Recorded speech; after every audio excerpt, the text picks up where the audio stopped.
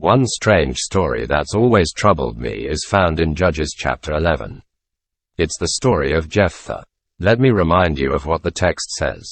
Jephthah is asked by the Israelites to become their chief and help fight against the Ammonites. Jephthah agrees and begins to correspond with the Ammonites. Jephthah gives a historical account of why Israel has rights to the land and the Ammonites were wrong to attack them. Preparing for battle, Jephthah makes the following vow to God.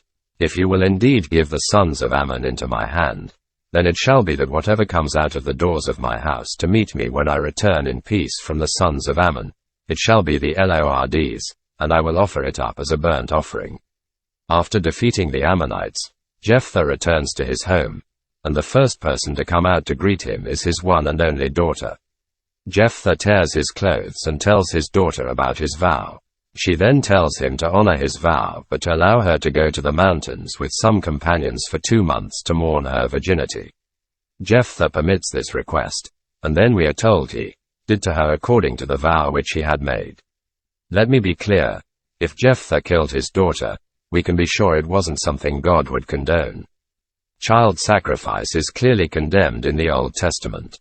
In this case, the Jephthah story would be describing his atrocious acts, but not prescribing what God condones. The fact that God used a man who committed such an atrocity is nothing new when it comes to Old Testament figures. David, Solomon, and Abraham were all men God used to do good, but also men who greatly sinned. But is there another way to interpret Jephthah's story? The first clue is that Jephthah likely knew the law of Moses. He explains, in detail, the history of Israel, Moab, and Ammon in Judges. Jephthah's account follows the exact order of events given in Numbers 20 to 22. Jephthah also seems to be well aware of what Numbers chapter 30 verse 2 says. If a man makes a vow to the Lord, or takes an oath to bind himself with a binding obligation, he shall not violate his word. He shall do according to all that proceeds out of his mouth. Not only does Jephthah know the law, but it seems like he raised his daughter to know the law and fear the Lord. After finding out about her father's vow, she says, "My father, you have given your word to the Lord. Do to me as you have said, since the Lord has avenged you of your enemies, the sons of Ammon."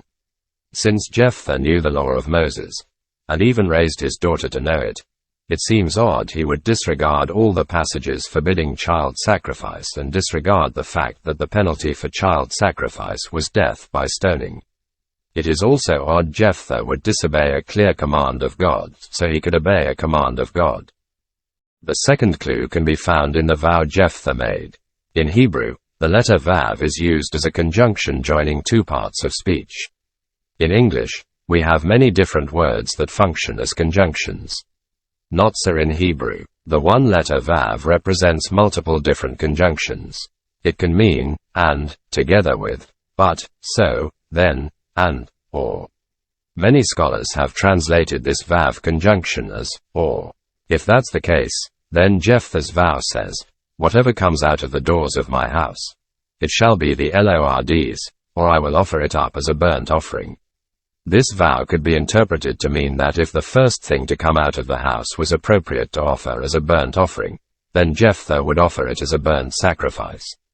However, if the first thing to come out of the house wasn't appropriate to offer as a burnt sacrifice, it shall be the Lord's, meaning it would be dedicated to the Lord. The third clue helps us to clarify whether Jephthah's daughter was offered as a burnt sacrifice or dedicated to the Lord. When she heard the vow her father made, Jephthah's daughter asked to take 2 months to mourn her virginity. This is odd if she was going to be killed. Why not mourn her impending death? Why not marry a man for 2 months? It seems plausible from the fact that Jephthah's daughter mourned her virginity that she was going to be dedicated to the Lord and live as a perpetual virgin. This idea is also reinforced by how the text emphasizes her virginity as part of her father's vow. At the end of 2 months she returned to her father, who did to her according to the vow which he had made, and she had no relations with a man. This would have been a tremendous sacrifice on Jephthah's part, considering he only had one child.